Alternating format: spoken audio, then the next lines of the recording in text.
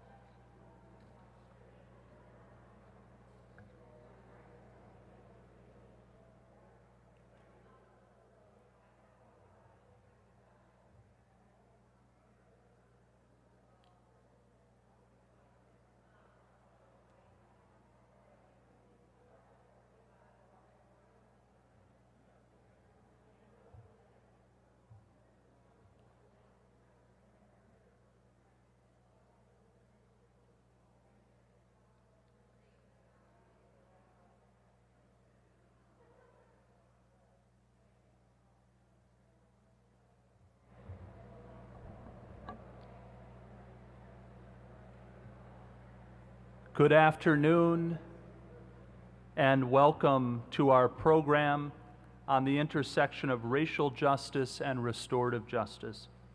We are happy that you were able to join us, and we welcome you warmly, and we welcome those who are joining us via live stream. We have a terrific group of speakers and panelists for today's program. My name is Father Dan Griffith. I serve as the Wenger Family Faculty Fellow of Law and founding director of a new initiative on restorative justice and healing here at the law school. I am also pastor of Our Lady of Lourdes in Minneapolis and Archdiocesan liaison for restorative justice and healing. Last month, UST Law launched with great energy the Initiative on Restorative Justice and Healing, IRJH, which has a threefold focus on naming and helping heal harm from institutional and leadership failures, racial injustice, and polarization. IRJH will provide the opportunity for colloquia, conferences, community outreach, and a coming restorative justice law clinic, all of which will involve local and national partners. Join us next month for a webinar, Harm and Hope in a Polarized World. More details coming soon. Today's program on racial justice and restorative justice is the inaugural program of the initiative, and we are honored that St. Thomas's Racial Justice Initiative, founded and led by Dr. Yohuru Williams, is our co-sponsor today. Dr. Williams and I both appreciate the strong institutional support that Dr. Sullivan and Dean Vischer have given these initiatives.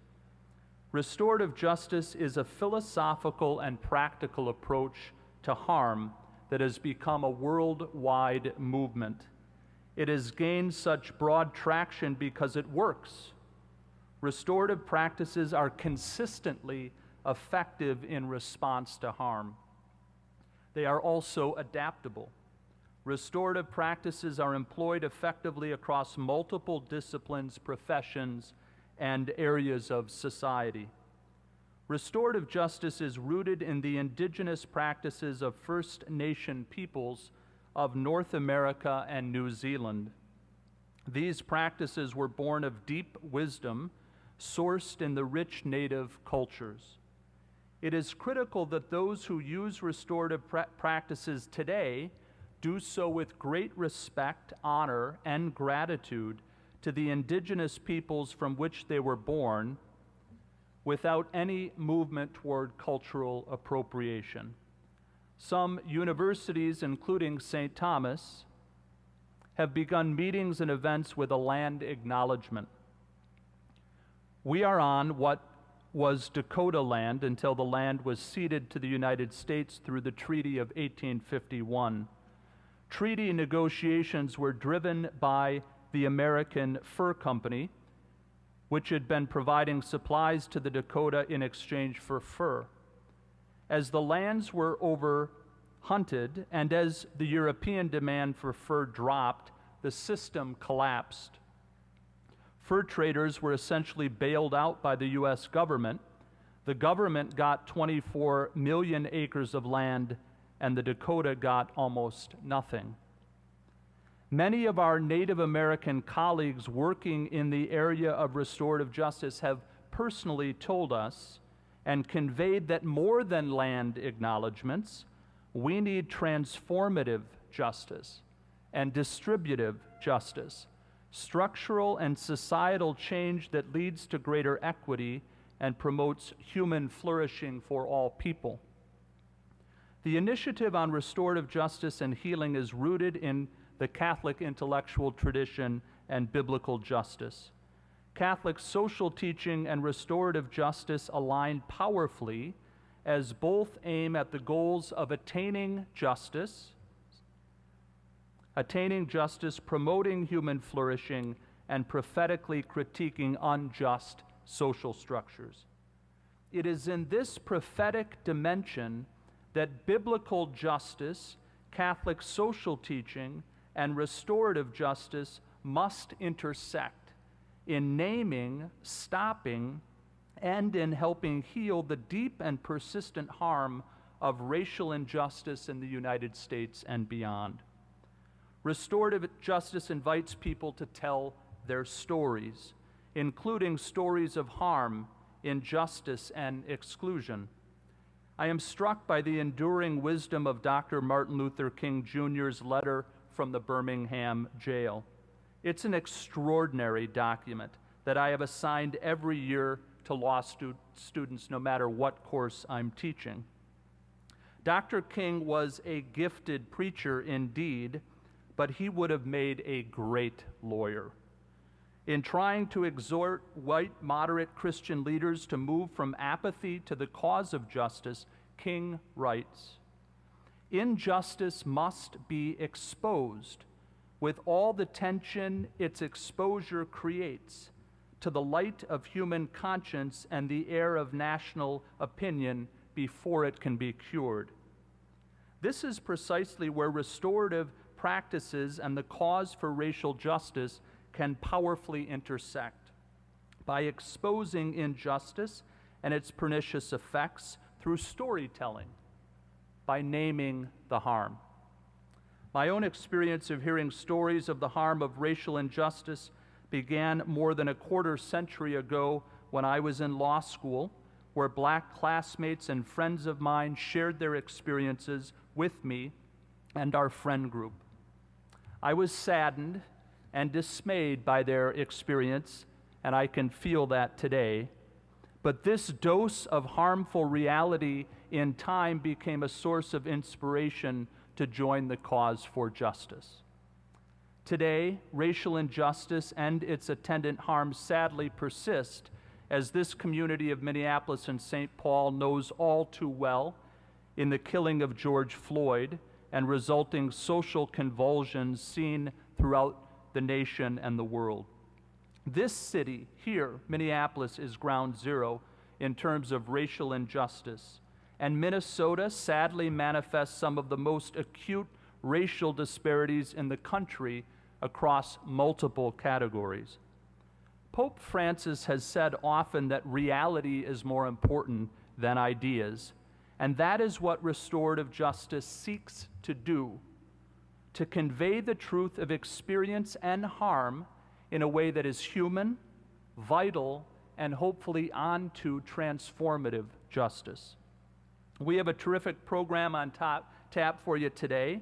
In a moment, I will introduce Dr. Williams, who will deliver the keynote on the history and context of racial injustice in the United States and also the intersection of restorative justice and racial justice. After the keynote, my colleague Hank Shea will moderate a panel of UST law alumni and students highlighting local restorative justice organizations. The first panel includes our two inaugural student fellows of the initiative, Ricardo Johnson, the Tom Johnson Student Fellow, and Emma Schrum, the Justice Janine Geske Student Fellow. And if they could stand up, they're to my left.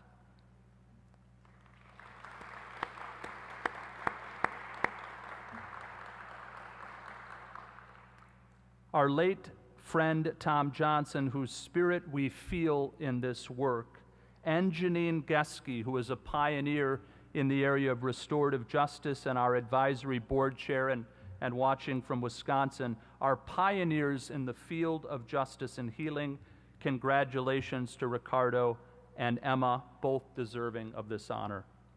The final panel will be moderated by Dean Rob Vischer, which will bring together 4 experts who will speak about the intersection of faith, restorative justice, and the work of racial justice.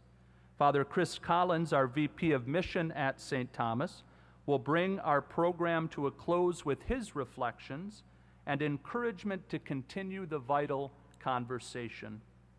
A reception follows the program, and all are welcome to attend. Lawyers, today's program has been approved for 2 elimination of bias CLE credits. A big thank you to Julie Craven, Associate Director of IRJH, for all that she's done on the logistics and communications and bringing this together. Hank Shea, who has been extraordinary in the work he's done, Dr. Williams as well, Dean Rob Vischer, Carrie Hilger, Angela Disick, and Josh Zenner, for all that they have done in support of today's program. Thanks also to our law students who are helping host and welcome those in attendance. Now to introduce our keynote speaker. Dr. Yohuru Williams is Distinguished University Chair and Professor of History and founding director of the Racial Justice Initiative at the University of St. Thomas. He received his PhD from Howard University in 1998.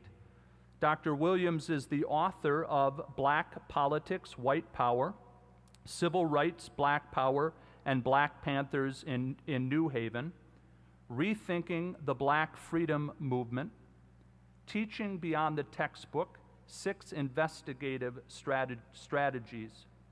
Dr. Williams has appeared on a variety of local and national radio and television programs, most notably ABC, CNN, MSNBC, Al Jazeera, America, BET, C-SPAN, Today, Fox Business News, Fresh Outlook, and HuffPoint Live, and also NPR. He was featured in the Ken Burns PBS documentary, Jackie Robinson, and the Stanley Nelson PBS documentary, The Black Panthers. He is also one of the hosts of the History Channel's web show, Sound Smart. Dr. Williams' scholarly articles have appeared in the America Bar Association Insights on Law and Society, the Organization of American Historians Magazine of History, the Black Scholar, the Journal of Black Studies, Pennsylvania History, Delaware History, the Journal of Civil and Human Rights, and Black History Bulletin.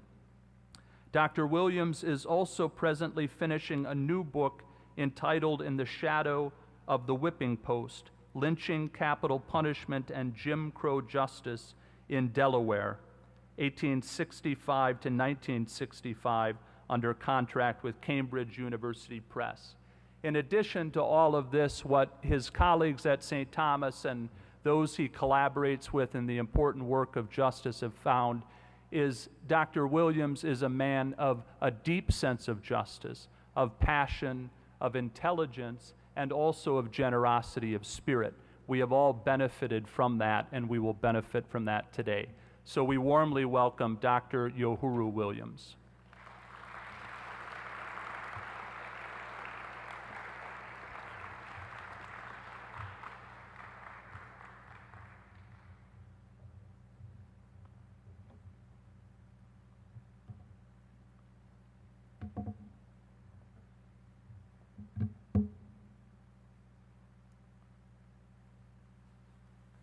Thanks, Father Dan. I appreciate that introduction.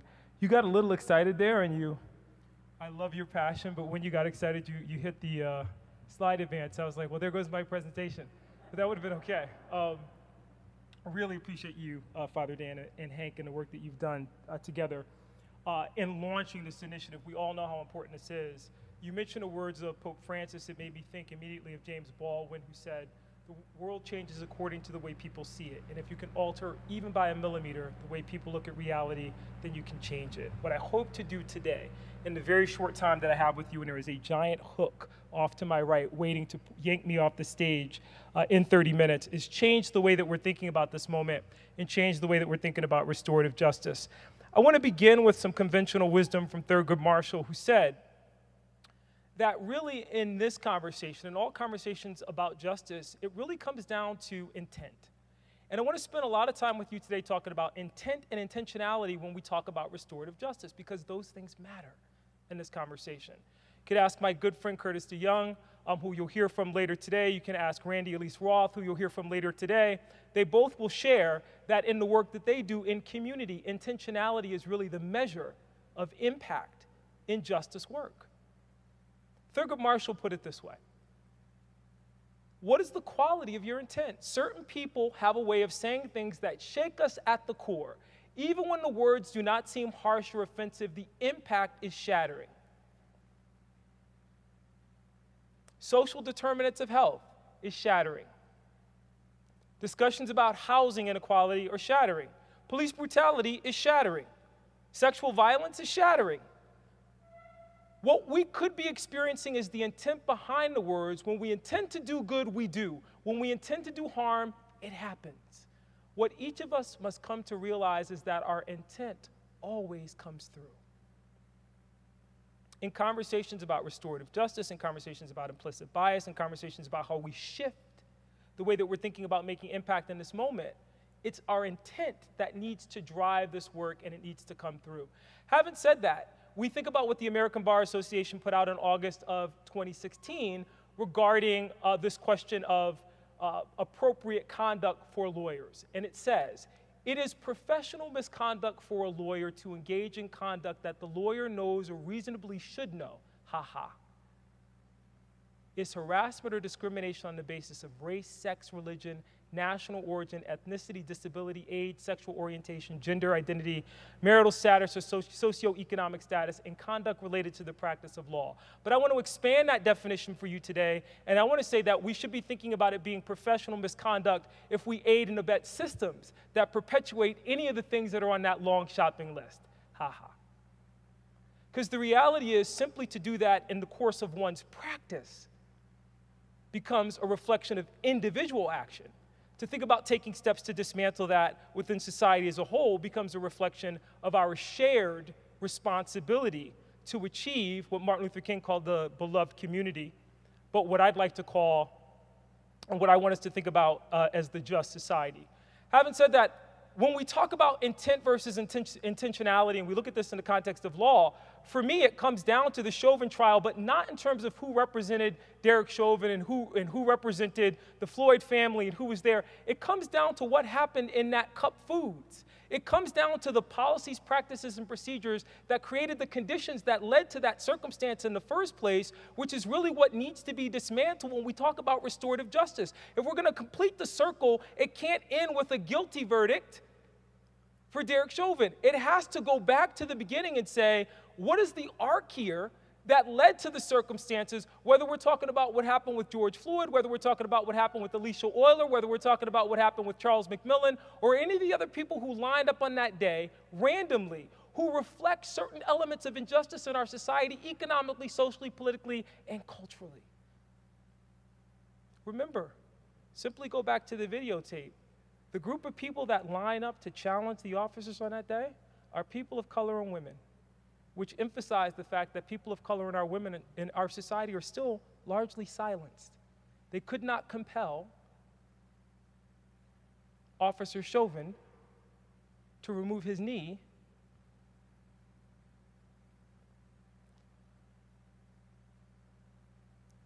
Thurgood Marshall also reflected on the need for intentionality in a longitudinal engagement on issues of race. Thurgood Marshall never believed that Brown versus Board of Education was the end game. Thurgood Marshall always talked in terms of a commitment to racial justice that extended beyond what happened in 1955 in terms of the Supreme Court's decision. In fact, he said, I wish I could say that racism and prejudice were only distant memories. But he says, and he's asking us to take action, we must, these are action words, dissent from the indifference. We must dissent from the apathy. We must dissent from the fear, the hatred, and the mistrust. We must dissent because America can do better, because America has no choice but to do better. Not make America great again, but America needs to do better. And I want to be clear that in sharing that language in a way that he does, what Thurgood Marshall is doing is pivoting around these core democratic values which define our polity, but which we often violate in the most egregious ways. Because it's one thing to say life, it's another thing for many states in this union to have laws like Stand Your Ground.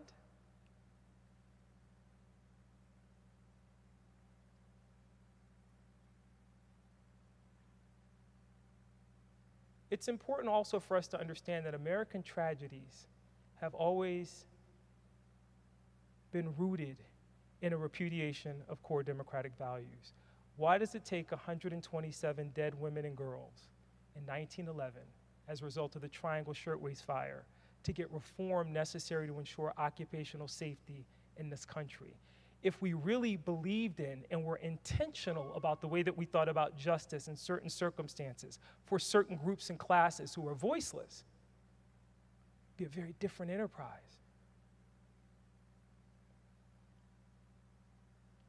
Could talk about a variety of those, but I think at the core what this pivots on is this idea of punishment versus restoration.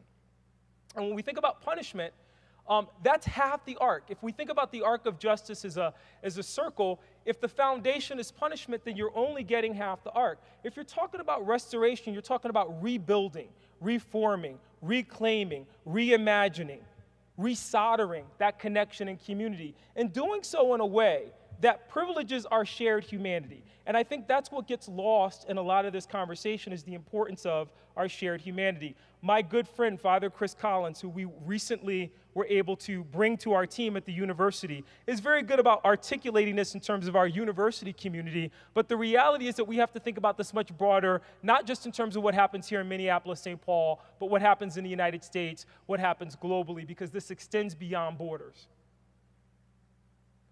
And the reality is in that conversation that people like to quote the Reverend Dr. Martin Luther King's comment that the arc of the moral universe is long, but it bends toward justice. Now I'm going to do my best impression of my good friend Rob Vischer here, because this is the familiar King that people are comfortable with. But if you really want to get at the other King, then I would commend you to read Professor Vischer's book on Dr. King, which really navigates this question of where King stood with regard to racial justice and questions of conscience. And I want to say that here, we don't want to just deal with this quote. We want to go back to King's source material, because he's taking this from abolitionist minister Theodore Parker.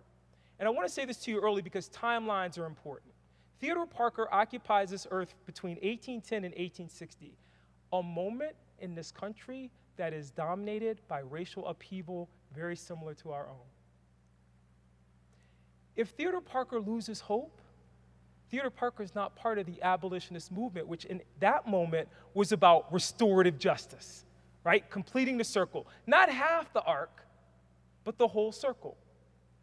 In fact, Theodore Parker says, and this is where King has taken us from, I do not pretend, he writes this in 1853, 7 years before he passes from this earth, I do not pretend to understand the moral universe. The arc is a long one. My eye reaches but little ways. I cannot calculate the curve and complete the figure by experience of sight. Please don't lose me today. I've lost the capacity to give an academic talk, and so I end up preaching. So that's what you're getting. But I want you to follow me here because this is important. He continues, I can divine it by conscience, and from what I see, I'm sure it bends toward justice. That is not the hopeful statement that Martin Luther King's statement sounds like, but it is a statement which by definition commits us to action. If we take in the way that President Obama did during his campaign, he was fond of quoting the Reverend Dr. Martin Luther King, the moral arc of the universe is long, but it bends toward justice. It implies that it's bending that way, so maybe we don't have to do anything in order to complete that circle. But the reality is, we have a duty and a responsibility to grab on to that part that's hanging and pull and tug with all of our might to complete that circle in a way that creates opportunities for justice and equality for all Americans. You see that in the fabric of the work that Randy does with Interfaith Action St. Paul. You see that in the fabric of the work that's being done here in terms of restorative justice. When I say this to you, when I say timelines are important, if we lose hope, if we look at the timeline of someone like John Lewis, he's born in 1940 in a world in which segregation is the norm. If he accepts that, if there's no intentionality behind the way that he's thinking about bending that arc, then he's not at the Edmund Pettus Bridge in 1965 shedding blood on what would ultimately be the incident that we associate with the push for the passage of the Voting Rights Act of 1965. And I want to say to you today that John Lewis dies in 2020 in the midst of a national Black Lives Matter movement where there's a retrenchment on voting rights, where we're talking about the need for a John Lewis Voting Rights Act, and yet in his final communication to the American people, which is published posthumously in the New York Times, John Lewis hasn't lost hope. John Lewis sounds a lot like Cardinal Newman in talking about a second spring. We can't, in the winter of our discontent, assume that the logical work of others that has been done to lay the foundations for justice have been in vain. And so he's simply asking us, if we look at this, to complete that arc. If we go back to this and we think about how we can take Theodore Parker and make this into a framework that would be a little bit more digestible and accessible, I want to point out that if we put the word intentionality between those big 3 points that Theodore was talking about, intentionality not by sight, but by practice. In fact, I said this the other day to a group of law students, Hank and Dan brought me in, but restorative justice is a practice. And what does that mean by practice? So when we say intentionality, not by sight, but by practice, it means by acting, by doing, not by seeing and quoting, not by citing statistics, not by being passive, not by assuming that this organization which is committed to this work is going to do that work in this circle, but that we have to work in concentric circles to connect the dots, to break the chains,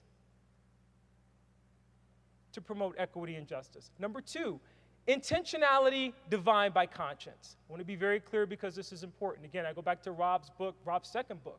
We're talking about Dean Vischer and I teach together, so we're starting to quote each other now. But the importance of understanding this is a matter of conscience. Practice flows from waking up every day and recognizing, not in a non-hopeful way, but in a very hopeful way, that in our lifetime, we can bend that arc just a little bit more. Last but not least, and this is very important, intentionality committed to completing the circle itself. See, I want to tell you what Dr. King writes in his book, Strength to Love, in chapter 4, where he says, sincerity and conscientiousness in themselves are not enough. History has proven that these noble virtues may degenerate into tragic vices. Nothing in all the world is more dangerous than sincere ignorance and conscientious stupidity.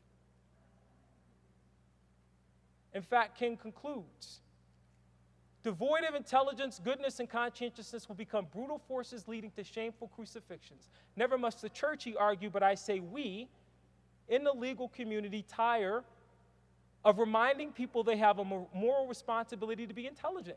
And I want to be clear, when we talk about a moral responsibility to be intelligent, that's going to manifest itself in the sententiality of completing the circle. Again, a model of justice that ends with punishment is that semicircle where the foundation is punishment. But we have to go through that uncomfortable process of pulling past, breaking new ground in ways that allow us to look at things differently. In fact, the Reverend Dr. Pauli Murray, whom I love, put it this way. And she was talking about restorative justice in a moment before we were talking about restorative justice. She said, I intend to destroy segregation by positive and embracing methods. She continues, when my brothers try to draw a circle to exclude me, and trust me, if anybody understood circles, it was the Reverend Dr. Pauli Murray. When she went to Howard University, she was the only woman. And so the male students attempted to exclude her until she graduated at the top of her class, and they couldn't exclude her anymore. And then when she went to Yale University, she'd be very upset. When she went to Yale University, the white students attempted to exclude her, so she spent her whole life breaking down barriers, and yet she never lost hope. In fact, she was all about pushing through and pulling through circles. Watch this. She says, when my brothers try to draw a circle to exclude me, I shall draw a larger circle to include them. And she concludes, where they speak out for the privileges of a puny group, I shall shout for the rights of all mankind. We think about it this way. Looking at these luminaries in African American history, thinking about this as Randy likes to talk about it, as a process of reclamation. Not by sight, but by practice means that we can't be indifferent, apathetic, or blind to the shouts of despair that come up from communities of color with regard to policing and justice practices, sentencing practices, and other carceral practices in our society which tend to promote rather than elevate justice. We can't, if we think about it this way, assume that removing the visible signs of inequality, like Confederate statues, is moving us in the direction of eradicating racism. We have to think about getting at those deeper structural issues, which requires that deeper commitment which I shared with you earlier. In fact, let me go one step further with regard to the legal profession. Because for people of color, blind justice often manifests itself in racial bias that is baked into the very fabric of our legal system in this country. We know it because we experience it, we witness it, and so we have to make a commitment in a broad way to undermining and repelling it. It's a quote from an individual who participated in a panel on restorative justice, and she said, look, the problem with restorative justice and racial justice is it's creating something there's nothing to restore when we've always been oppressed. I want to be clear about what I mean by that. When the standard has been exclusion, when the standard has been a denial of rights, when the standard has been injustice, we have to think and reimagine differently. In fact, as Curtis DeYoung says in Reconciliation, Our Greatest Challenge, Our Only Hope, reconciliation can only occur between equals. There can be, in fact, people want to jump and get to reconciliation before they talk about truth. That acknowledging process is critical to the process of restorative justice because it puts us in a space to recognize that. Truth-telling is one of the principal foundations for equality. More importantly, when we don't tell the truth, and one of the reasons that I'm so happy to work with Interfaith Action and that Randy is part of this panel is that we talk about this with regard to African Americans. We should also look very carefully here in Minnesota in particular in the harm that has been done to Native peoples, to indigenous peoples in this space. Father Dan began by talking about that in terms of the land acknowledgement, which is simply the first step. But I want to go to Chief Joseph, 1879, famous speech which he gives where he's talking about the failed treaties. And what he says is, and I want to talk about this in context of intentionality, and I promise I'm almost done. But Chief Joseph says, good words do not pay for my dead people. They do not pay for my country now overrun by white men. They do not protect my father's grave. They do not pay for all my horses and cattle. Good words will not give me back my children. He's writing this in 1879, and here we are in 2021 in a national conversation about Indian schools and the harm and damage perpetuated in indigenous communities by virtue of policies, practices, and procedures which undermine the very fabric of indigenous societies, which tore apart families, which some people have argued could even be seen as a form of genocide. Don't lose me here. He concludes, good words will not give my people good health and stop them from dying.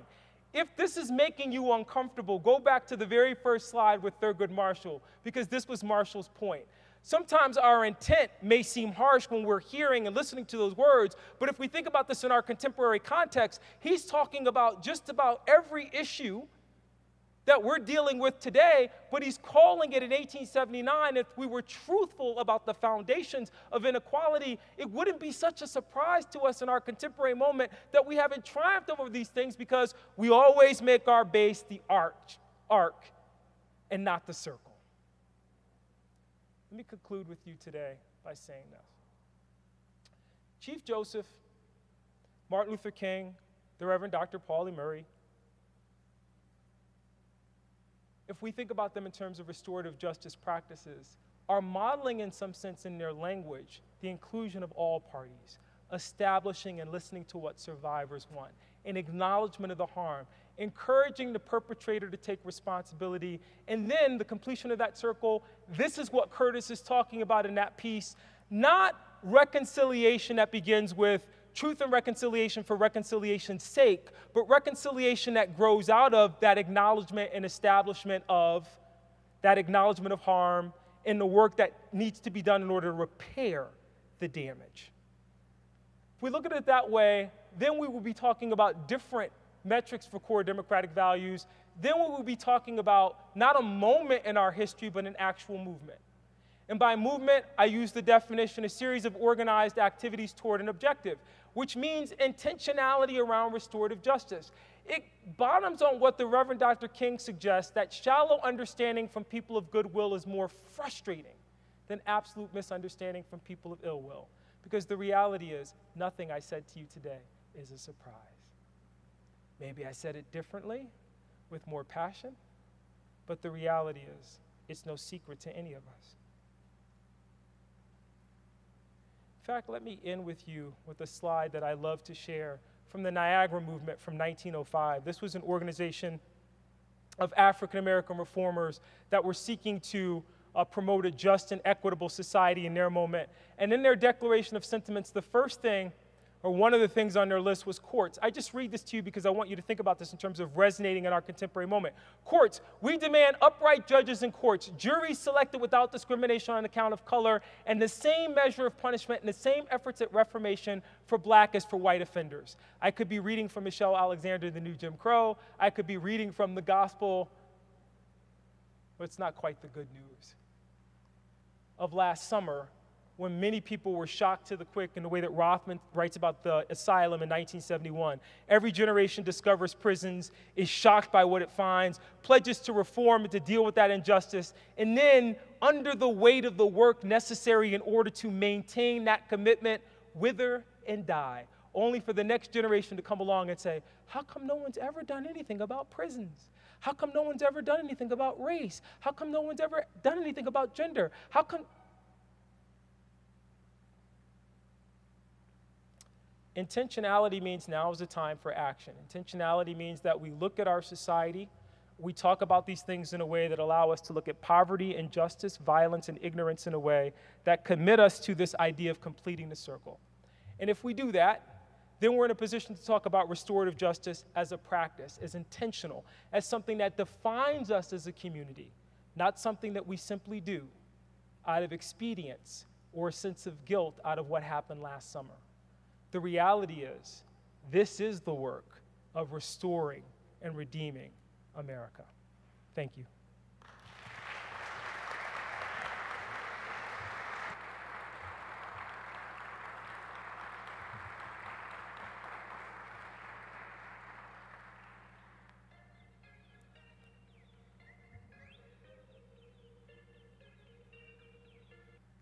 Set a timer for myself and I made it.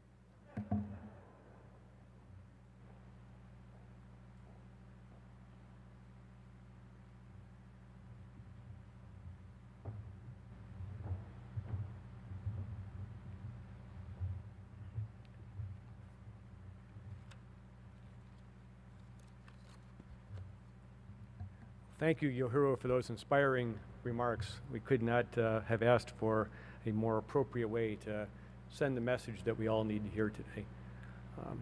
Welcome to our first panel, How We Can Seek Racial Justice Through Restorative Justice Practices. My name is Hank Shea, and with Father Griffith, I've been teaching a course here on restorative justice, law, and healing for several years, and I'm a fellow with the new initiative on restorative justice and healing. Our group today will provide you a brief snapshot on how law students here at St. Thomas have sought to eliminate bias and prejudice and work towards racial justice through participation in community restorative justice programs throughout the Twin Cities.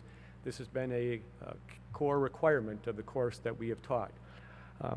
The goal of the panel is to inspire everyone here to learn more about these community programs and to take part in either them or similar restorative justice opportunities here in our community. Towards that end, our panelists and I will stay after at the reception and we'll be happy to answer any further questions you have, because you're just going to get a small taste of what these programs involve today. Let me introduce our students. They will be Ricardo Johnson III is to my immediate right, your left.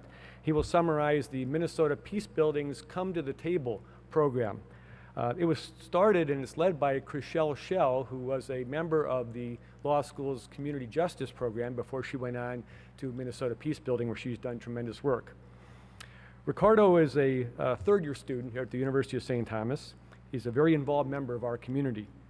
As Father Griffith noted at the outset, he is the inaugural Tom Johnson Student Fellow for our new initiative. This past summer, he spent many hours summarizing, reading, and reflecting on course materials that we will be using in future courses here at the law school. He also serves as the Diversity and Inclusion Liaison for the school's D&I committee, as well as involved in student government. In this role, Ricardo serves as a voice for diverse and underrepresented students. Along with these positions, Ricardo is also the director of the school's negotiation team, as part of the transactional law director for the Business Law Society, and also he serves as an admissions ambassador here. After graduation, he will go to work for the law firm of Ballard Spahr in their mergers and acquisitions group as an associate. Seated next to Ricardo is Eduardo Salgado Diaz. He will recount his participation in the community program, the Circle of Peace, which is a movement in St. Paul, and also reflect on his restorative justice experiences, which there are many. He has an amazing background of dedication to serving other people. He served in the U.S. military, fixing medevac Black Hawk helicopters. He was a Spanish community liaison for the St. Paul Public Library, and he taught middle schoolers in both Minneapolis and abroad. As a teacher, Eduardo incorporated restorative justice techniques into his teaching practices to avoid creating long-lasting negative consequences for his students.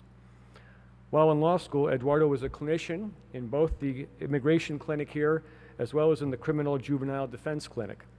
During the summers, he worked for the Southern Minnesota Regional Legal Services as part of their Agricultural Workers Project, and he also served with the Sentencing Division of the Ramsey County Attorney's Office.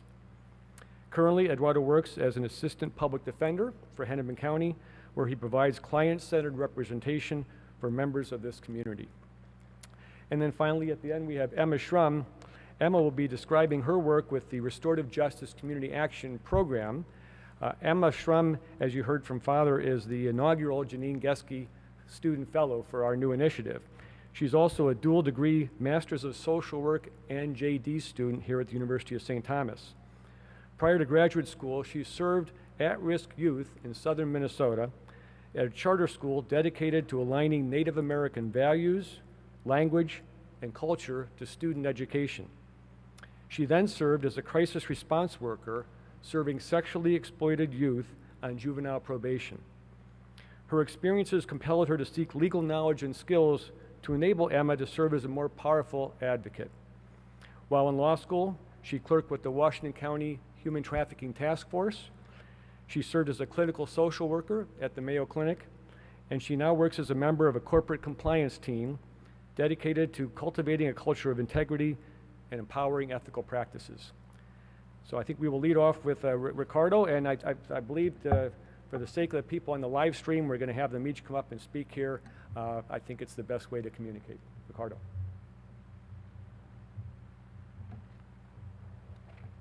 Good evening, everyone. Thank you, Professor Shea. And I have to say quick that following up Dr. Williams is a tough act to do, so we'll have to probably rethink how we do that in the future. Oh, and I can take off my mask as well, which probably makes it easier here. I'm here to talk about Coming to the Table, which is a national organization that uses the indigenous people's practice of a healing circle to address racial injustices in our society today. I'll speak mainly about the 4 pillars of the organization and then speak to some testimonials that can bring light to some of those pillars. The first pillar is making connections, to establish a link with another through shared history or a common interest in exploring and healing from the past. The testimonial that I think stays with me the most was hearing from a white man from the South talking about his relationship with Civil War statutes, especially from the Confederacy. Unfortunately, in our society today, we are very polarized, as I'm sure all of you are aware. And so when myself as an African American man and the people who I associate myself with see Confederate statutes, the only thing that I can see are the people who wanted to enslave my ancestors. And that's a difficult thing to swallow. What the man spoke about in the video was that his ancestors fought for the Confederacy, and for the right purpose or not, they were brutally murdered, which coming from my perspective, thinking about that, I can understand that wanting to commemorate your ancestors for their death is something that, I understand. Whether I agree with it or not is not necessarily the point of Come to the Table. It's just allowing me to have a different perspective, hear something different than what I do in my everyday life. The second one is healing wounds, to address personal or collective harms and move forward towards repair. I was able to hear an interesting testimonial from the 6th great descendant of Thomas Jefferson, who, as anybody who has paid attention to maybe the Hamilton musical or to history in general, there are flaws to our 3rd president. What he spoke a lot about was past is always a part of us, and in order to move forward, we have to address that past and then continue to use it as what launches us into the future.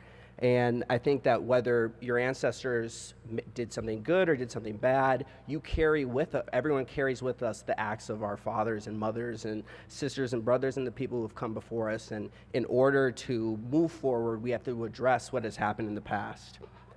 Along with that is the 3rd pillar, facing history. And the definition is to explore and discuss often unacknowledged portions of an individual's or collective history.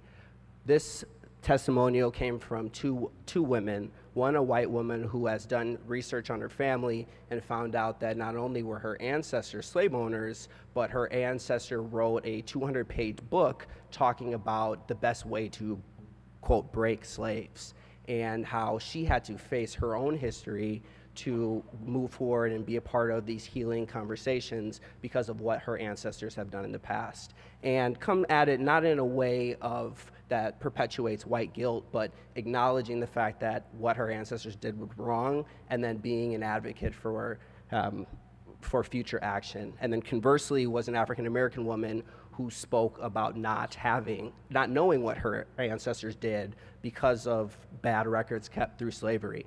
And I'll tell a quick story that happened to my sister in middle school, coming from a predominantly white institution. It was Ancestor Day, and so each student went around and talked about, were they, Irish, Polish, Italian, where did their ancestors come from? And unfortunately, my sister didn't have an answer. And so these are the types of harm that can happen to African Americans in our society today that are tough to move forward. The last one is taking action to address injustices of the past in order to move forward into the future together. And I want to say that again because this story especially had the biggest impact on me. Taking action to address injustices of the past in order to move into the future together. So the question that it asks is, how can we seek justice without dealing with the harms from the past? And Coming to the Table believes that you can't, and I agree with that. Really interesting story and testimonial that happened. They had 2 women who came up on the screen, and one of them was named Phoebe Kilby, and she was an older white woman, and the other one was Raquelia Kilby, and she was a middle-aged black woman. And so with the same name, you think to yourself, well, could they be related? And they tell the story of Phoebe learning of the history of her past and then connecting with Raquelia, saying that her family most likely owned Raquelia's ancestors.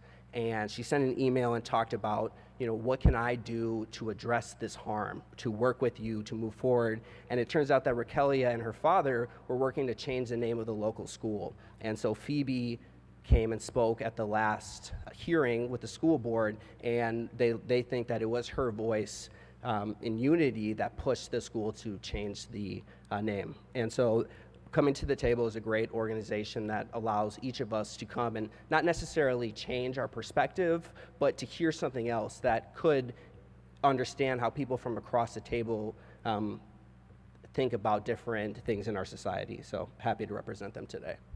Thank you.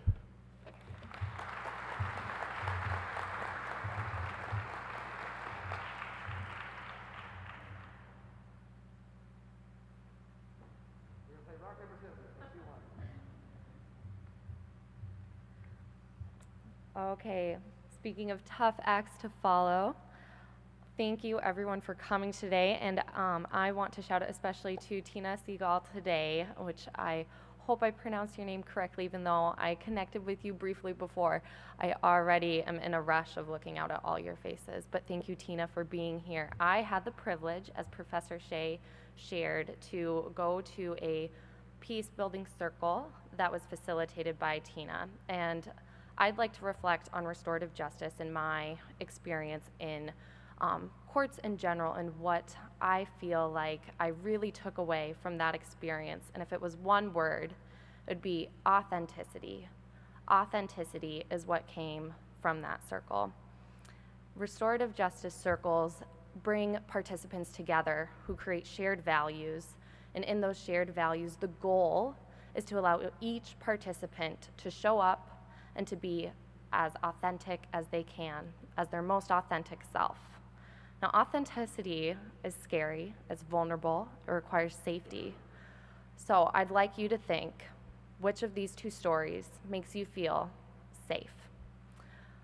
As Hank shared, I was a social worker prior to law school and had the opportunity to sit in many courtrooms with my clients who were young African American, Native American women, often in spaces that were male dominated in that courtroom, often in spaces that were dominated by white faces, white people, a lot of legalese. And in these courtrooms, my clients listened and they heard about their story. They heard about who they were. They heard the narrative of someone else telling them what they had done, how they had failed, the harm, the risk that they posed to their communities. In those spaces, I watched as my clients would become physically agitated, distressed, as their own story, their narrative, they no longer are writing. It becomes something unrecognizable to them in legalese, and something they don't understand. Often physical frustration, verbal outbursts, which would then be admonished because it's not appropriate in court. That was one experience. The other experience was with Tina. I listened to a man, a probationer in Ramsey County, talk about his experience, talk about his offense, his charge, the addiction and the circumstances that led him there, his remorse, his guilt, his ownership, but also his hope for the future, his ambitions, his commitments not only to himself but to his community. And in that space, there were community members that responded, that listened, that supported, that maybe challenged. But in that space, he was multifaceted. He was not his charge, he was not his conviction, but a multidimensional person. All of us sitting here are multifaceted. The hats we wear, the positions we wear, the roles we have, the experiences we have, color the lenses we view the world in, and they color the experiences we have. So I ask you to think, what color would those lenses have been for my clients sitting in a room with no one who looked like them, with no one who spoke like them, my clients who had experience of police brutality, my clients who maybe were truant, but possibly there was abuse in the home. I am so grateful for the experience that I had with Tina, because not only did it shed light on the multifaceted personality and the multifaceted experience that offenders have, but also it allowed me to show up as my most authentic self. All of us sitting here today, I don't know whether you came here as a student, a professional, whatnot, we wear hats, and those hats create expectations for how we show up in certain spaces and what we expect to get out of it and what we expect to contribute. And in that space, I was not a student, I was not a social worker, I was not for one side or the other, but I was simply a community member to observe, to bear witness, and to have humility in that moment. Restorative justice, I feel, is impactful, powerful. It allows us to be seen and heard, and in that, it opens the door for authenticity. It opens the door for ownership. Ownership to say, I'm remorseful for this experience. I'm remorseful for my action because my side has been told. It opens the door to acknowledge systemic impact that sometimes isn't present in a one-dimensional space. So thank you, Tina. I encourage all of you to get involved, to learn more about restorative justice, and thank you all for being here tonight and at least taking the first step.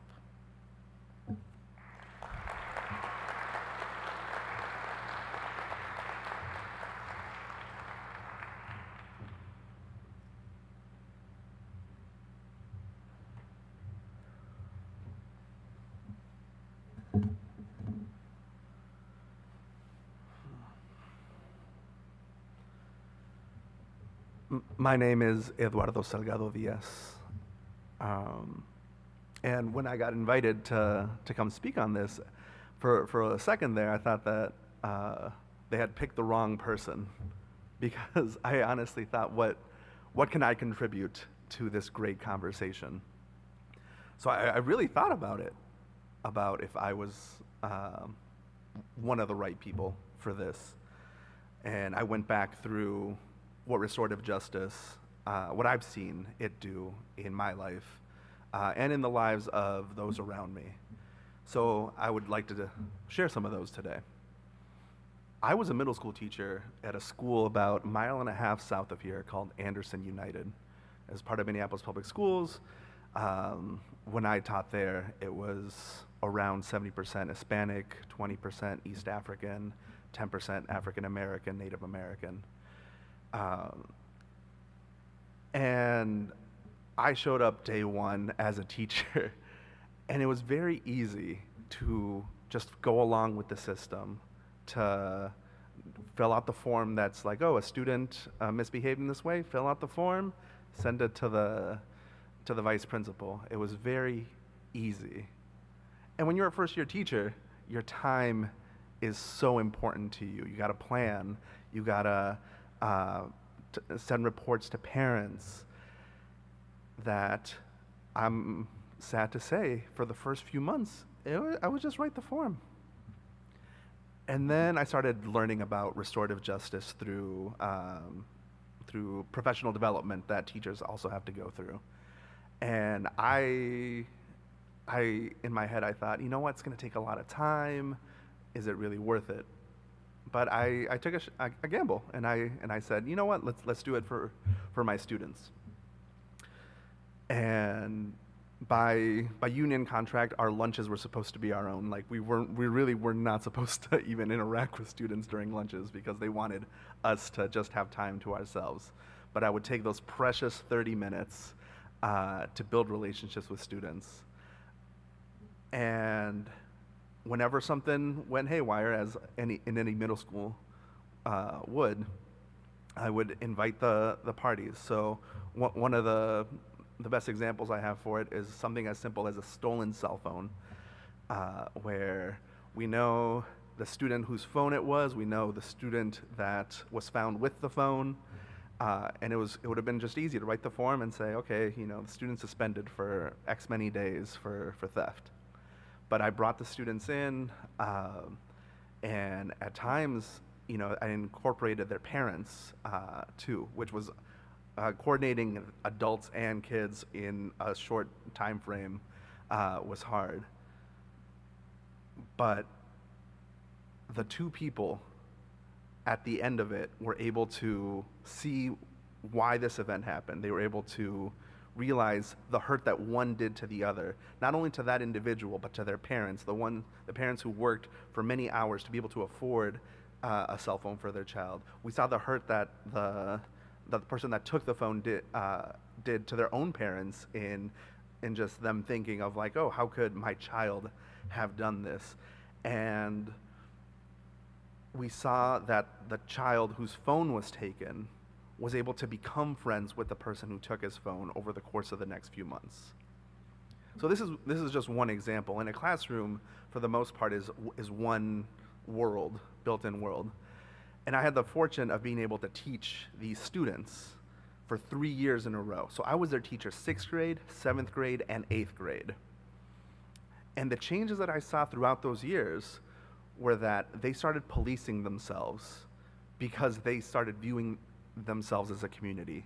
It was no longer me that had to act as the authoritarian in telling students to stop misbehaving, but it was one another. And even when a new student came in, I remember it, 8th grade, first day teaching 8th grade, students had me for 2 years already. And this student walked in, and he was trying to show that he was in control. Day one, and he starts cussing me out. F you, F that, you're nothing but a piece of whatever. And immediately the other students look at him and they just like stand up and just like, here, come with us. And they go outside in the hallway and they just talk for 5 minutes. And I continue teaching my lesson. And by the end of it, everyone comes back, the student's kind of silent, he's like looking around and he realizes that the other students are kind of giving him a little bit of the stink eye. And then the next day, this student comes up to me and he apologizes. I barely said a word to this one new student, but he was already apologizing to me. And it was in that moment where like I really started seeing the long-term effects of restorative justice. So when I came to law school, I didn't know how I was going to continue with that tradition of restorative justice. But I was fortunate that I met a man named Russell Ballinger, who leads the Circle of Peace movement. I don't know if any of you know it. But he came to the clinic asking for advice for one of the young people he was working with. And I went to the circle and I was fascinated at how much support the Circle of Peace movement gives each individual person in terms of housing, employment, food, and it helps them get to a place where they view the community that's around them as this sacred thing that they don't want to hurt. So I'm very glad that I got to tell this story because I truly believe in restorative justice, and especially for people who come from systems that don't trust the support that they're supposed to have around them, whether it be the government or organizations. And through restorative justice, I really saw a little bit more of that trust in the people who were participating in the circles and in the process. So thank you for your time.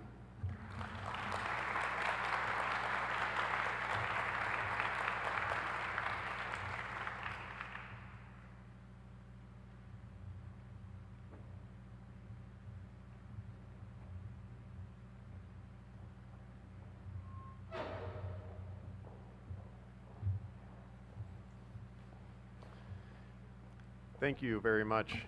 For those of you I haven't had the pleasure of meeting, I'm Rob Vischer. I'm the Dean here at St. Thomas Law School. I'd like to invite our next panel up to the platform, and we'll get started in just a moment.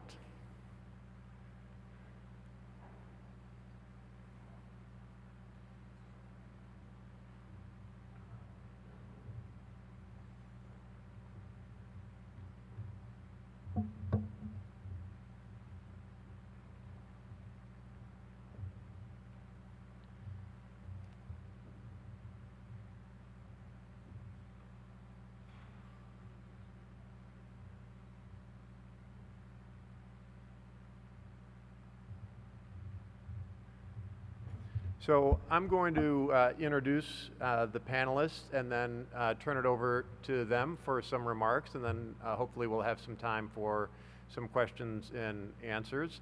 So you've already met Dr. Williams. Next to Dr. Williams is Randy Roth. Ms. Roth is Executive Director of Interfaith Action. She's also worked as the Executive Director of Philanthropy for the Bremer Foundation, as a court-appointed monitor for a national civil rights lawsuit brought by 22,000 African-American farmers, and as an attorney for Farmers Legal Action Group before becoming the group's Executive Director.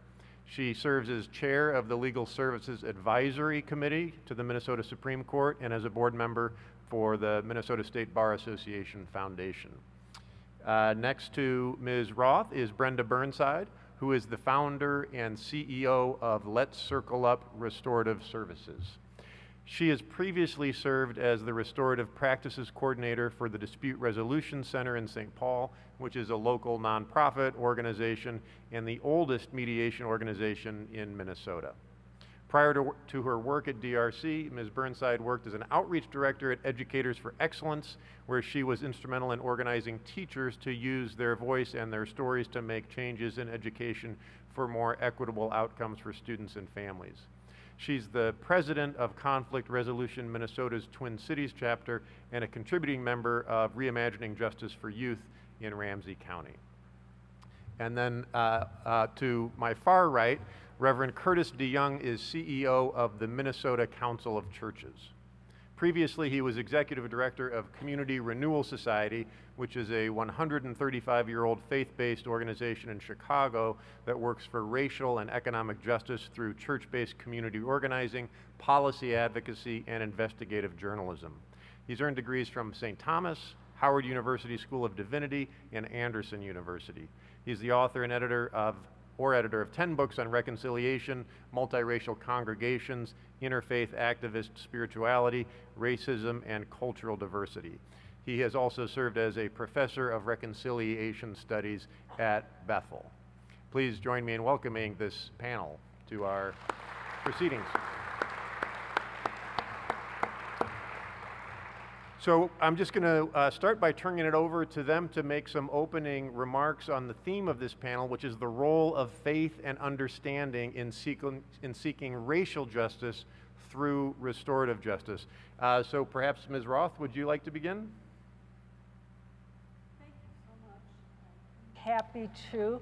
First, let's see who's in the room. How many lawyers are out there? Okay, and how many law students? Okay, so quite a bit of workforce out there potentially. So I'd like to start by saying how impressed I was with the three students. Ricardo, Eduardo, and Emma, you're in there doing the work. It's gonna be so fruitful over your lifetime. You're gonna build and build and build, and it was really a great pleasure to listen to you, so thank you. So I'm a literalist, and so I looked at the words on the title of this panel, and I want to start, if I can, by touching on 4 of the words or phrases. The first is faith. So I'm just going to talk for a half a minute about faith from a Jewish perspective. I'm Jewish and very involved in Jewish practice. For us, the imperative to seek justice is not hard to find. Genesis 1:26 says, humans are created in the image of God, B'Tselem Elohim. What more do you need, right? And we have the concept of an obligation to always be working towards repair of the world. Tikkun Olam is found in our liturgy and in other more recent sources, but everyone's aware of it. We talk about it all the time. And you have the commandment in Deuteronomy 16, justice, justice shall you pursue, and many other justice-related commandments. So the faith-driven part is easy for me to find. The second word that really struck me in the title of this panel is understanding. And here I'm going to throw to Brenda in just a second. In my mind now, because of an experience I'll tell you about, understanding is linked to the definition of restorative judgment that I learned from my teacher. I'm going to tell you a short story. Ramsey County Attorney John Choi spoke to clergy at my office, Interfaith Action, at an event we hosted, and he put out a plea in that clergy civic engagement meeting saying, I need faith community volunteers to become trained in circle practice. What do I mean by circle practice? It's exactly what Eduardo described in the cell phone theft story. It's a lot like what Ricardo talked about in Come to the Table. It's the being multifaceted that Emma talked about, and Brenda will really talk about, I'm sure, what circle practice is. But his idea is that circle practice, and this is very important, it's not a diversion program. Oh, we're gonna cherry pick a couple of cases and divert them over, but the main criminal justice system is still what it's been. He wants to build an alternative to the justice system that we're used to. So Uhuru talked about not wanting to be aiding and abetting discriminatory systems, not just thoughts or individual actions. And what Attorney John Choi is trying to do is build a different system that's not based on the discriminatory roots of the system we're used to. So he wants to create an alternative to the traditional charge, prosecute, convict, incarcerate pathway that we're all used to. I was one of 3 or 4 moments in my life where I turned because of what someone said and the vision they gave to me. I decided to become trained in circle practice. Brenda was and still is my teacher. I had 11 weeks of training with Brenda, and we had to turn in portfolios at the end, and I have mine with me. And part of that is, what's your definition of restorative justice? And mine, which I think I passed, was restorative practice is actively seeking, and I'm going to say an understanding, the humanity in others and prioritizing their humanity above their actions. So that's my take on what understanding means in the title of this panel, actively seeking the humanity in others. So then the third term here is racial justice. What would racial justice look like at this moment in time, given our long entrenched history of white supremacy and systemic discrimination? And within that, what actions can we take to advance racial justice now? And what subset of that can we advance through restorative justice work? And I'll just say what we're learning together, Uhuru is vice chair of my board, what we're learning together at Interfaith Action is that there are 2 broad bookend ways to think about an answer to that question. One bookend is all about reform. Reform who has a voice. Brenda said that to me last night. Reform police practices, reform prisons, the whole criminal justice system, housing reform, access to healthy food, childcare, transportation, and more. But the other bookend that kind of gets talked about less is a different kind of work. It's more granular, and it's about solving problems one family at a time. And to name it, I'd like to borrow Dr. Williams' term. He talks about historical recovery or historical reclamation. This bookend is about helping people reclaim their freedom and their resources, reclaim an economic foothold in this community. We have systematically pushed people into poverty and into prisons. Reform is the pathway to stop doing that going forward. Reclamation is the pathway to help undo the damage that's already been done. So I'd like to put a spotlight on 2 ways that we can engage in this reclamation work. And the first is for everyone, and the second has a special role for lawyers and law students. So the first is get trained in circle practice. And I'm not going to talk a lot about it because I know Brenda will, but participate in circles. Do it in the criminal justice system. Do it in your neighborhoods. Do it in your houses of worship. And we'll hear more about that, I'm sure, in just a moment. The second is for lawyers, paralegals, law students. One important way for lawyers and incipient lawyers to do restorative justice work, reclamation work to advance racial justice, is to volunteer in free legal clinics. take pro bono cases into your law firms. Become part of the system that delivers legal aid to those in need. In low-income communities, people tend not to know all of their rights, everything they're entitled to, and they don't know how to get their rights enforced in an affordable way. You might say, well, why don't they just go to legal aid? Institutional legal services programs like Mid-Minnesota Legal Assistance and Southern Minnesota Regional Legal Services, where Eduardo worked, unfortunately have to turn away more than 60% of eligible clients who ask for help because of lack of resources. What happens to those people? Legal clinics boost families' abilities to gain an economic foothold, to gain housing stability, and to meet their families' goals. People need help in civil matters, including defending evictions, and that's going to skyrocket. Access to COVID-related benefits that my guess is the lawyers in this room have not completely figured out. COVID-related unemployment insurance, rental assistance, SNAP, and more.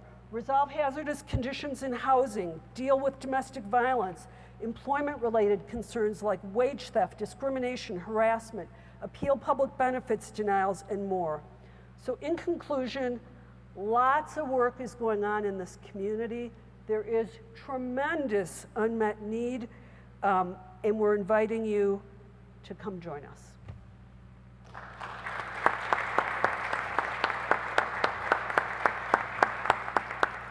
Ms. Burnside? I first want to start by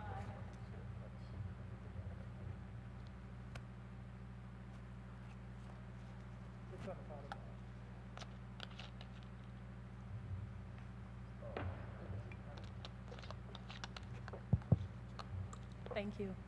I was so glad to let him fumble with that. I want to begin by acknowledging that the land we gather on today is stolen land. I want to acknowledge the original keepers of this land. I want to thank them for their contributions. I also want to honor the missing narratives of those who have come to our country, some by force and some by choice, who have been erased, and their contributions have been erased from our history. I start with that because that is a harm that we often overlook in our midst, and it causes more harm. That's one of the things that we always begin circle with. And we do that because there are many egregious harms that have happened on these shores, and that is the beginning of our racial healing.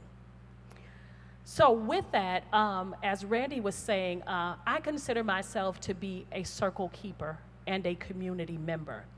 And the reason that I say that is because each of us, we are able to connect at the level of our humanity regardless of our experiences. Many people think you have to have similar experiences to be able to make a connection. That is not true. But we can always connect at the level of our humanity. That's why the definition that Randy shared on today is the only definition that I use in restorative practices, because all of the other things are layers that we put on top of our humanity, and we tend to ignore and forget about the humanity that exists underneath it. I have the distinct pleasure of working with restorative practices in the school district, as well as in the justice system, as well as in the community. So I get to see and talk to a lot of people and build a lot of relationships, and I have heard stories that you would think unimaginable. So one of the very important things about this particular process is that in the justice system, for example, I listen to cases, and sometimes what you read on the page doesn't match up. I said, wait a minute, there's more to that story, right? I said, I know there's something else there. Nobody does that. So I'm going to tell you about a case that I had where there was an older lady, and she and her husband came in for a circle in our community. And her crime or harm that was done was that she stole Tylenol and vitamin E. I saw the case, I read the report. I said, nobody steals Tylenol and vitamin E. I said, there's a story there. What is the story? She came to our circle in broken English. We only could really exchange and recognize a couple of words. But when she sat down, she was broken. She was completely broken. And just looking at her, and I said, what happened? Why did you need these things? Well, it turns out that her husband of 40 plus years threw out his back at work. Now, this man, age-wise, probably shouldn't have even been working. But he threw out his back lifting a wet rug. Didn't realize that it was wet and threw his back out. He was in pain, but he was convinced that he shouldn't miss a day of work. So, turns out that they are seniors and they have health insurance, but guess what? It doesn't cover over-the-counter medication. Doesn't cover over-the-counter medication. Her whole restitution was $120 where she was buying this Tylenol. So I said to her, I said, I am sorry that you felt that you had to steal things that you needed. I said, that troubles me that you had to do that. I said, was there nowhere else that you could go? Nobody that you could go to. So I just want us to know that at that point, I had nothing in common with her other than our humanity. I could feel for her what she felt for her husband of 40 plus years.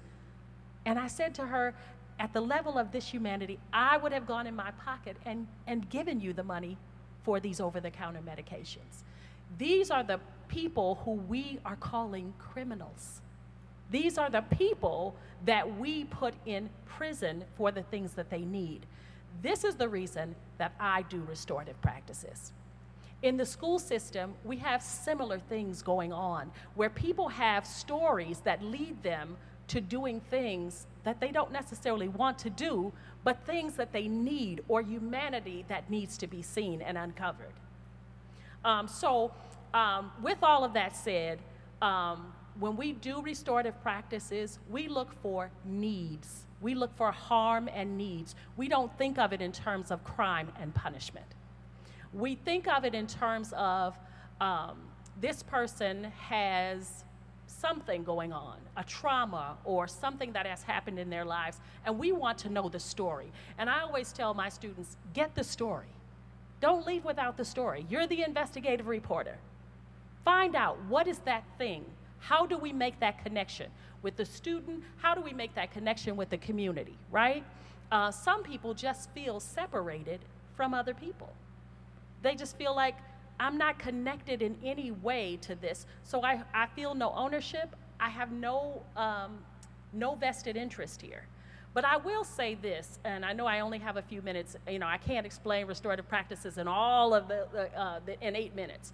But I will say that I don't call it restorative justice because I'm not sure that justice can ever be really achieved on this side of heaven. But I will say that we can practice and practice and practice until we get it right. So as long as we're continuing to work on our language and the words that we use and how we refer to people, as long as we can continue to seek people's humanity and prioritize their humanity above their actions, and I say that because we are more than just what we do. Sometimes we do things, and I will tell you that that is not my character. My very favorite school supply in any school year, any given school year, and I just left school actually, is an eraser. I have a jumbo eraser, and that is to erase all of the moments in my life that I wish I could redo, that I wish I could do over, that I wish that I was thinking better or in a better place or felt better about myself or my humanity in a way that I could have done that differently. I'll bet my ex-husbands wish that too. But I just want you to know that everybody has those moments. Everybody makes those mistakes. Everybody rethinks those things and wish they could reset. I will tell you that. But I enjoy doing community circles because it changes the shape of my lens. Every time I meet someone and I hear their story, I am different and better for it. I look at the world in a different way. There are students who come into my classroom or they come into my space and want to have a circle, and they say things to me, and I was like, wow, I could never think of that the same way again. Those are the things that we look for in restorative practices. Randy also mentioned the collaborative review team, where we actually review cases. And we look at those cases and we look at what is the family needing. Why did this happen? Why did this take place? And then we think about what happened, because some of the stuff just doesn't tell us the story. So my job specifically is to go out and find out what was the story, what really did happen. And we find that sometimes it's much different from what we've read. So I'm sure I took more than my time. I wasn't counting, sorry. No.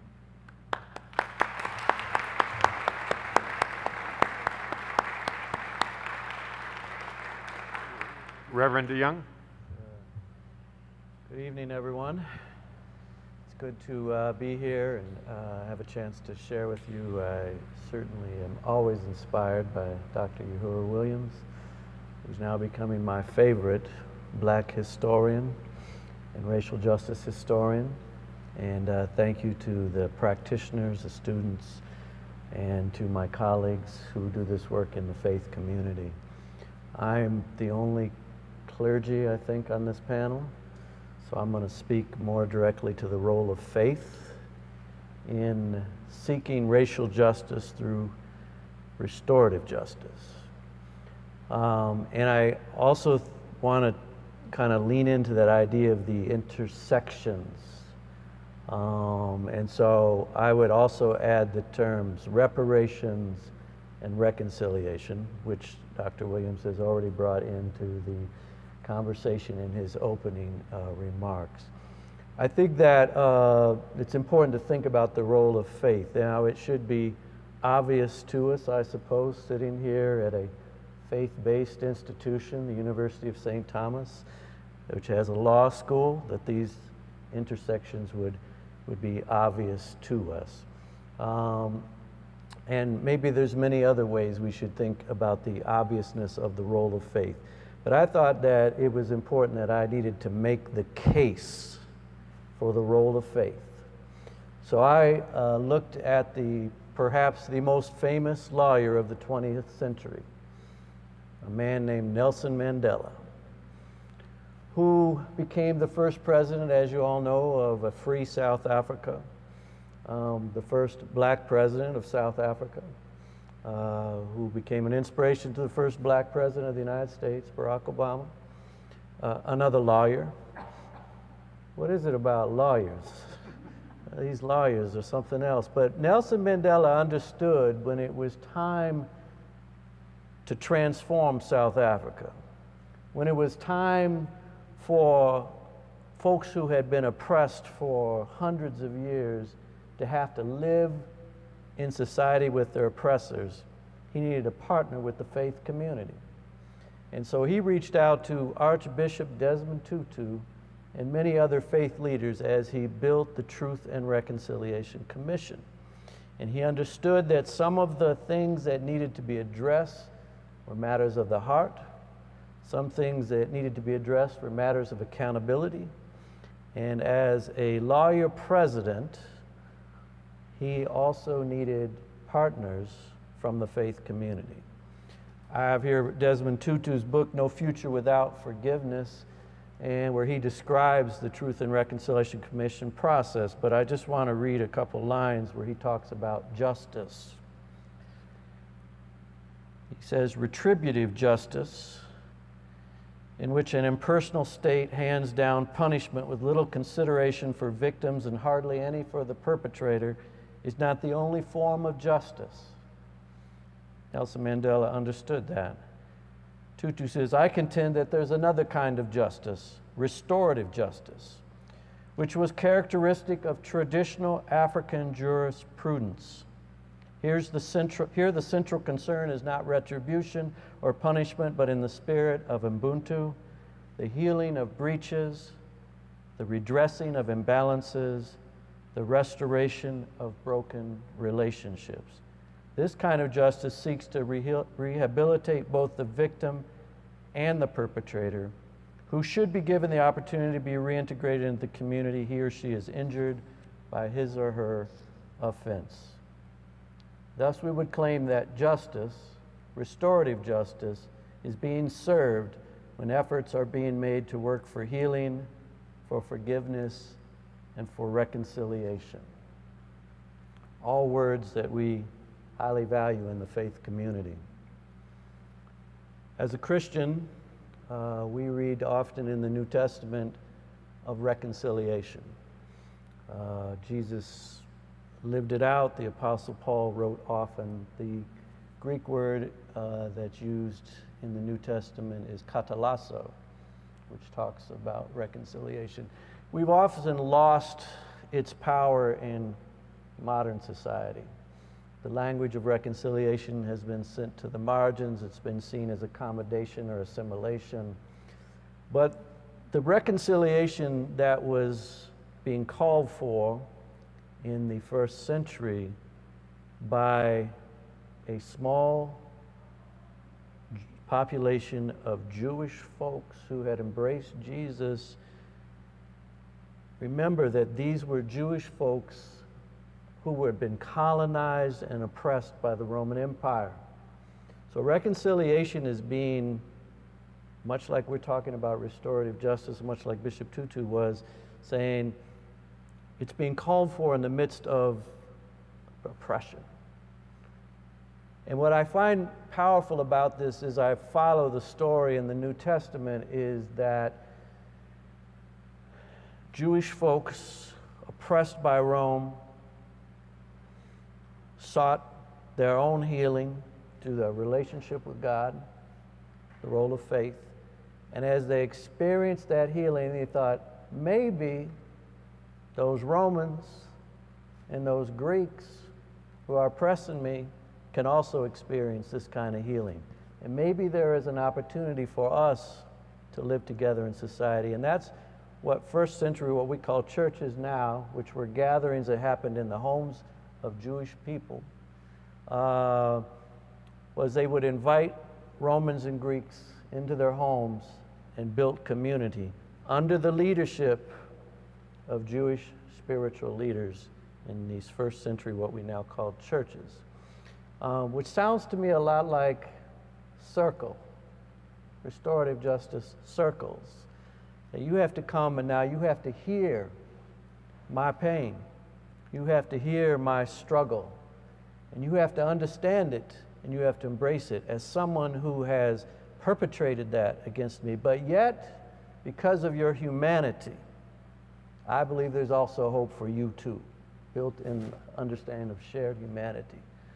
That's the power, I think, that we find in our religious faith traditions, whether it be Judaism, and these were a group of folks who were practicing Jews, who had embraced Jesus, whether it comes in Islam, remember salam, peace, the essence of Islam, and Buddhist and Hindu traditions, and many others as well. The role of faith, I think, is very important in the work for racial justice through restorative justice practices. Reparations, and I close with a plea for reparations. The Minnesota Council of Churches in the last year has embraced on a initiative of truth-telling, education, and reparations, because we believe that all of what we're talking today now has to be challenged at this level of societal injustice. The inequities, the racial disparities that we experience here in the state of Minnesota have created so much harm over the years, and that harm needs to be repaired. So I'm looking for a racial justice that restores, that repairs, that reconciles. And actually, you can use any of the terms, and they all sort of mean the same thing, as Dr. Williams led off in our presentation.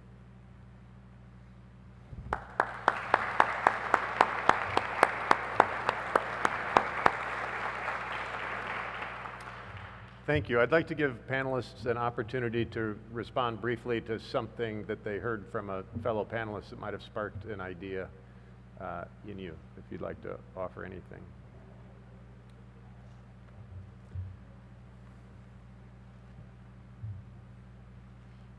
I guess that's me. Go ahead. I too brought a book that I want to acknowledge, The Little Book of Race and Restorative Justice by Fania Davis. And many of the concepts that you've mentioned are in the book.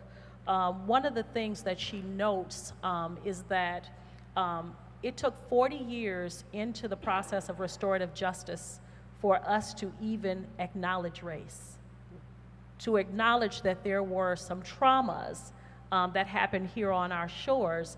And we were going about all of our social activation and all of that stuff. And guess what? We forgot to include race. We forgot to think about it.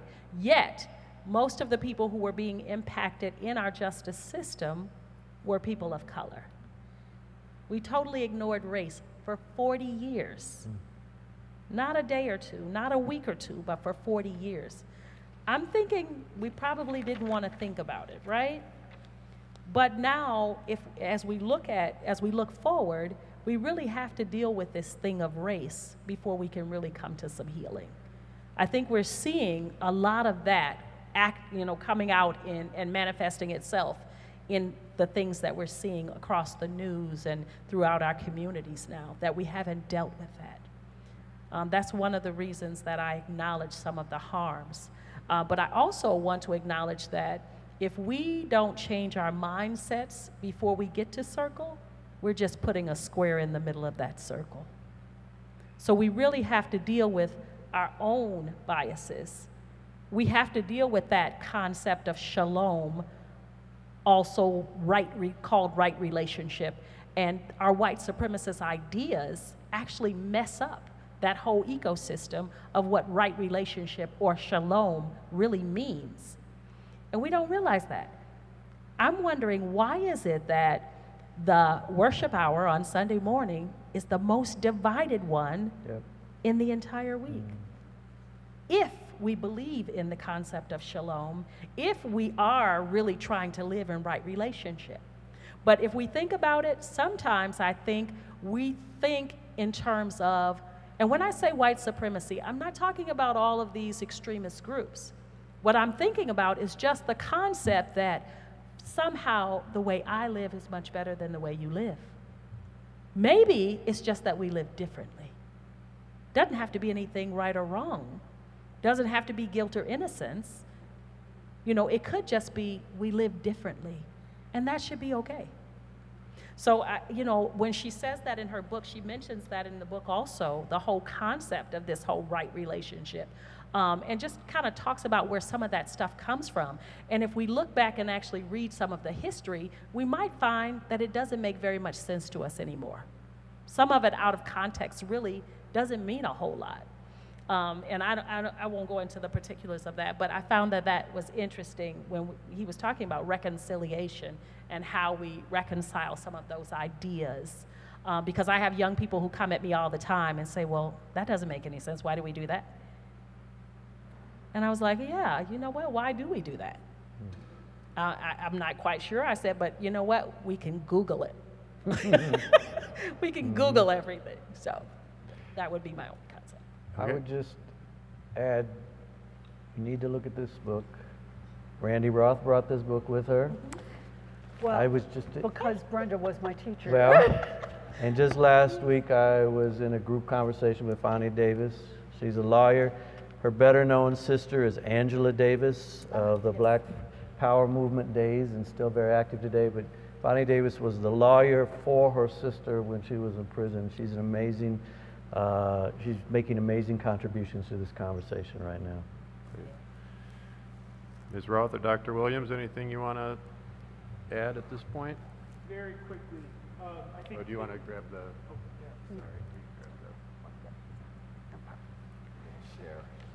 Very, very quickly. I think all three commentaries, in addition to what we shared in the previous panel, is this idea, and I think you articulated it beautifully, Curtis. Wounds produce narratives. the sharing of narratives should encourage us in a way that Paulie Murray talked about to either close ranks or build a bigger circle. And I think what's really powerful about what was shared and how all of the comments today kind of created a synergy is this opportunity to create that bigger circle. And the one thing I'll add, building off of what Dr. Williams just said, I think I have 2 mics here, is, you know, if you're a lawyer or a law student, it's so easy to just do your life and never go over there. You're gonna make okay money, and you have your house, you have your family, you have your TV, you have everything, and you can live a life where you're not really encountering what's going on in community. But if you can open yourself to it, you have so much skill, you can do so much good, but you have to put yourself in the situation. That's what these 3 students have done, but it's very easy to never do it. Maybe not at St. Thomas, I don't know. I was a clinic person in my law school as well. But once you open your eyes, you can never not see it again. But it's that moment of opening eyes. So you've given some good, helpful tips in terms of getting trained in circle practices, a book recommendation, and I imagine there will be some folks here, maybe law students, maybe lawyers, maybe members of the community who say, I want to start down this path. I want to take the next step down this path. What should they also keep in mind and expect in terms of some of the frustrations, challenges, and limitations that come with embarking on restorative practices as a means toward racial justice? What do they need to keep in mind about the hard parts of this path? I would say you need to learn how to sit with trauma. You need to learn how to sit with discomfort, because you will hear things in circle as people share their stories that won't feel good. And when they don't, just realize that it's working, that you're changing the shape of your lens, that you're seeing a perspective that you haven't seen before. And I would ask that you embrace that. And what we tend to do is want to ask questions and do research into it. No research. No research. Look in your own heart and mind. Embrace what they've said. Take in their story. I tell people, absorb it, right? Before becoming defensive, before giving a response, because there is no response you can give to somebody else's experience. So I would say when you hear those difficult things, and you will hear them, I have been in circles and I have been uncomfortable with what I've heard. But if you will absorb it and accept it as their experience, not necessarily for your life, but honoring their choice and just hearing their story and listening carefully, and embracing them as a part of that of your community, just as you would embrace a part of your own story that is unpleasant. I have many relatives that I would not want you to know that I am related to, but I accept them. They carry our name, so they are mine. I claim them. But they're not necessarily the best part of my story. So if I'm first meeting you for the first time, I'm not going to introduce you to that relative. Okay, I'll just say that. But guess what? That's part of my story. That's part of who I am. I listen to that. I receive it. I embrace it. I don't agree with everything I hear in circle. But isn't that okay? Everybody won't think the way I do. They don't raise their kids the way I do. You know, it's just, but that is one of the difficult parts that people are not ready for often, because they think everybody's going to be friends and friendly in circle. That is not always the case. They are always respectful because we require it, we monitor that, but it's not always easy. It's not easy to hear. Oh, I think I don't need this. And I'll say one more hard thing, and then if I can, one amazing thing. So one more hard thing, and I'm, of course, everything Brenda said is right and really important, and I'm going to add one thing to it, which is if you do legal clinic, one of the hard things is it's so much work. It's really hard. I'm in the middle of 2 weeks of helping a young woman I met in clinic expunge very old criminal records, and the way you know, it goes back to Dr. Williams' point about systems that were built to perpetuate discrimination.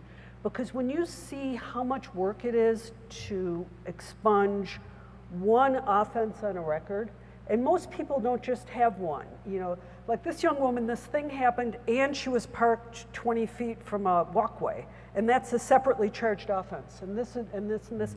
Each one is its own paperwork and service and this and this and this. We have about 100 hours of work to get this cleaned up. Now our team is gonna do it, but it's really hard, and you see how it doesn't get done. But if you don't clean it up, she's never gonna get an apartment, she's never gonna get a job, she's never gonna get that economic foothold. So be prepared for hard work. And the other thing I'll say to counterbalance that is, you get the most amazing colleagues in the world. You know, you get into the group of people who are doing this work, and it's just kind of like you get upgrades several times a day in terms of the character of your relationships, and you're enriched in ways you never even thought were coming. I'll add quickly, I think you also have an opportunity, and this has been true of our relationship, Randy. You end up, Jesuits have a saying, go forth and set the world on fire, and I always joke, you shouldn't say that unless you're very specific with people about what needs to be burned. When you work with great people, and this has been my experience with Interfaith Action, I never, always embraced and understood at a deep level the African-American experience. Working at Interfaith, understanding our work with Native populations, being exposed to the work that Curtis's group is doing in that regard, has opened me up and put me in a position to be much more expansive in my thinking about what justice looks like across communities. And that whole notion of shared humanity that we talked about. The Theodore Parker quote, the reason I love that so much is, if you break down that moral arc of the universe is long, but it bends toward justice, it's the things that we do in practice that end up defining that and what that looks like. Our Indian work at Interfaith Action is the most inspiring to me because it's the farthest from my own experience. It's what forces me the most to be vulnerable, to grow, to acknowledge what I don't understand, and puts me in that space of always revisiting harm, as Brenda talked about, from another person's lens. And that, to me, I think, makes you burn in a way for justice that's difficult to replicate if you stay myopically focused on your own trauma. It's important in that sense to kind of experience stories differently, to be awakened to the global challenge of white supremacy, the challenges that we associate in a larger sense with what injustice looks like in different spaces, that I think can awaken that fire in you. And I'll make a pitch again for our law school students in particular. If you're looking for that first step of that long journey, I can't think of a better place to do it than in clinic with us at Interfaith Action. It is remarkable work that group of people does, and we certainly could use your help, and you will you'll pick up that spark.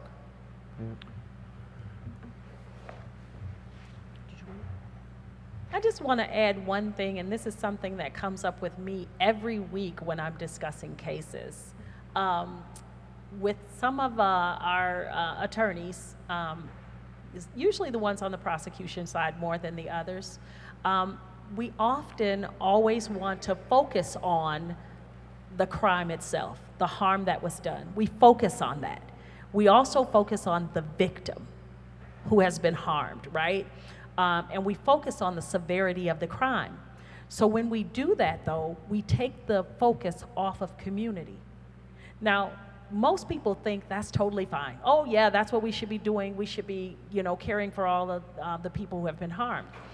But one of the ways that I kind of explain it, and all, the attorneys kind of have a hard time accepting this, and I kind of want to run it by you guys because you're going to be doing this.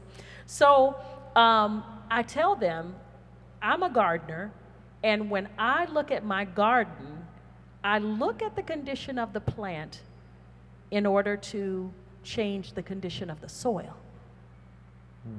I don't look at the condition of the plant for the solution, right? So I'm looking for I'm trying to produce in the community a condition that does not breed people who have to steal, or doesn't breed people who feel they have to defend themselves, right? So we often disagree on that point because we're always looking at the victim, but the victim always has a voice in community, right? So it's not like we're not listening, but it's like it's the same voice that everyone has. So yes, you should come, and we need that so that we know the impact of what the action or the harm has done to the victim. But we often focus on that, and we miss the whole thing that we need to fix in the community. So I don't want us to miss that. And let me give you an example, and this is rooted in a racial example.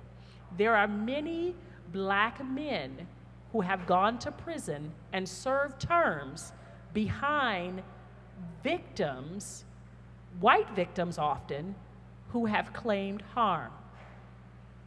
Now, what we did was we focused on that harm. We focused on that crime. We focused on that person, and we didn't look at what it was doing to the community overall.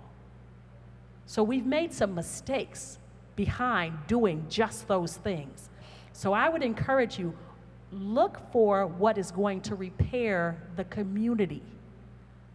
Not that we ignore the victims, not that we ignore anyone's voice, because in restorative practices, we are giving voice to people who have historically and traditionally been marginalized and have been eliminated from the conversation. So people are living in these communities, and they are feeling badly because they're not even included in the solution for the space that they live in. We don't even ask them, what would work? What should we do? What do you need? We don't ask them. We just come in with a solution that we think works from the outside, a whole different lens.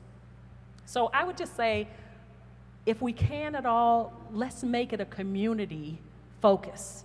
How do we heal our communities so that they don't breed people who we have to incarcerate, people that we have to separate? We have created those things. So that's my 2 cents. I'm done. That was beautiful, because that answers a sort of a lingering question that I'm guessing some folks have. When they think about restorative practices, they see the power and the beauty and the healing potential in them, but they might in the back of their head think, yeah, but all the systems are still there. The systems are still there. I've poured myself into this relationship, but the systems, and that the image of the plant and the soil is a powerful way to integrate those. So thank you for that. I'd like to call the Vice President of Mission for St. Thomas, Father Chris Collins, to the platform just for a closing remark. But as he's coming up, could you please join me in thanking these panelists?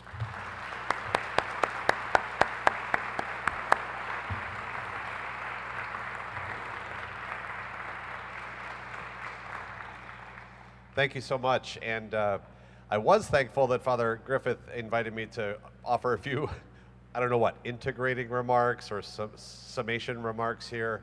And I'm getting more and more paralyzed as I'm thinking about having heard from a whole variety of you how powerful in a whole series of different ways that my own heart has been moved, my mind is connecting all sorts of different things about our Catholic identity of the university. I'm thinking about St. Thomas. He starts with experience. We learn beginning with actual concrete experience in the world, whether that's in the sciences or especially in humanity, right? And hearing those stories and getting up front, I'm racing through my mind about the different, having taught last semester the course, a course on theologies of justice and peace, and that the 4 steps that Brian Stevenson talks about that I used in my class about getting proximate, getting close to where there's pain, allowing that to change the narrative, as you say, wounds produce narratives, or we can start to see the world differently after we get close. We remain hopeful, but how do we remain hopeful? It's practicing, I forget who talked about, it's not the justice, but it's the practice itself. I love that. It's the habit of forcing ourselves to get out into these sorts of situations that are uncomfortable. He says his final step there, as I recall, is get used to being uncomfortable. Get comfortable with being uncomfortable. I think this is just so profoundly what you've helped us uncover in a whole variety of ways this afternoon is the task of being human, it seems to me, right? It's also profoundly spiritual and it's profoundly religious, but this is This is the recovery of our humanity, really, that is at stake, it seems to me. And practicing and making mistakes and getting out into places that are uncomfortable and hearing and allowing our hearts to be pierced along the way, allowing our hearts to be transformed in those experiences. This is precisely what makes us more human, and I think ultimately more divine too. One last quick little thought. I don't know why this came to me, but I was thinking, you know, in the gospel, if I recall correctly from a theology class a while ago, the Gospel of Mark, right in the middle of the gospel, exactly in the text itself, is the passage where Jesus starts asking those disciples, who do people say that I am? And they give lots of different interesting historical possibilities. And then he puts them on the spot and says, who do you say that I am? And then for a moment, Peter gets that one answer correctly. You're the one who's going to save us. You're the Messiah. You're the anointed one. He gets it right. And then immediately, this is the turning point of that gospel. He says kind of the right thing. And then Jesus immediately starts talking about, for the redemption of the world to happen, there is a pathway of pain and suffering and loss and death even. That not just for himself, but for all of us. The pathway forward for redemption comes through places of pain and our own hearts being pierced and coming to new life that way. And then as you might recall, Peter also says, no, that's not what I'm signing up for, right? Don't say that. Let's stay with, you're the Messiah. We're going to win with you. He wants to back away immediately. I think it's such a great tension point, even without coming out of our own, my own Catholic and Christian perspective. But it keeps us in that place of tension, right? That has been uncovered in a whole variety of different ways with real stories and real practice. And so I'm very, on the one hand, sort of overwhelmed by the needs that are before us in our world, in our human family. But I also find this afternoon, but also the project of the Restorative Justice Initiative coming out of the law school and collaborating with so many people. I am immensely energized by this work and what is possible in a whole variety of different circumstances that lay ahead, because I think this is absolutely the way forward. This kind of cultivating of our humanity, right? And restoring human relationships. That is very messy and very urgent to be undertaking. So I'm so grateful for this opportunity to get the imagination going, get our hearts uncomfortable, and to be encouraged to get out there in whatever way that might look like for us. And I think there will be follow-up communications from the Institute about different ways to continue to learn, continue to experience some of the circles and so on.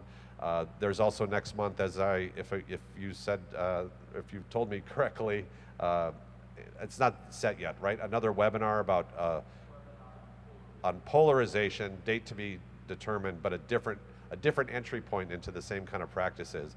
And above all, we need you to remain here for the reception where we continue these conversations and have a chance to speak with some of our presenters. And just one more final round of applause for everybody who has opened up a great vision for us.